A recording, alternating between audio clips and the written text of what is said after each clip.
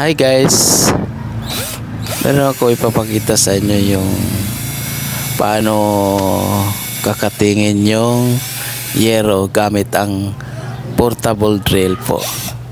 So watch nyo guys, tingnan nyo po kung paano ko kinating gamit yung portable drill po. Meron akong kinabit nga cutter,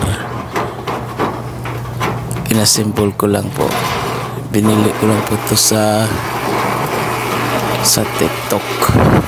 So tingnan nyo po guys kung paano ko pinutol yung kinakating yung yero, hinahati po.